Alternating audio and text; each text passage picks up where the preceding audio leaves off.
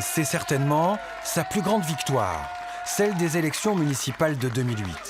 Alain Bertrand, sous l'étiquette socialiste à l'époque, fait basculer la mairie de Mende à gauche pour la première fois depuis le mandat d'Henri Bourillon en 1945. C'est vrai que c'est un honneur de succéder à Henri Bourillon, qui est un homme qui a défendu la liberté de Mende, la liberté de la République, et qui est mort sous la torture sans avoir parlé. La carrière d'Alain Bertrand est indissociable de celle de Georges Frêche. Tous les deux étaient originaires du Tarn et ont partagé de nombreux combats politiques à la région notamment. Pense au fric que tu vas filer à la Lozère.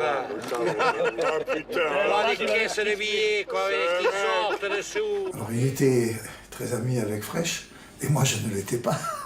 Et donc, j'étais souvent la cible, n'est-ce pas, de Frêche, mais pas de Bertrand, qui prenait un peu de distance.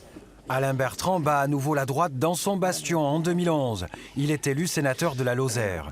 L'ancien président de la Fédération de pêche du département y deviendra le champion de l'hyper-ruralité. D'ailleurs, moi je trouve que pour être candidat à la présidentielle, il faudrait être au moins pêcheur à la mouche ou pêcheur de truite. Ce serait le minimum. Je pense que les maires de Lozère peuvent en témoigner. Il a aidé tous les maires dans leurs projets. Il n'a pas regardé leur couleur politique. Il était vraiment au service des gens et je pense qu'il avait cette capacité rare à taper à la porte de tous les ministères et à obtenir ce dont il avait besoin pour la Lozère. Donc évidemment, ça nous manquera. Alain Bertrand s'est éteint ce matin des suites d'une longue maladie à l'âge de 69 ans.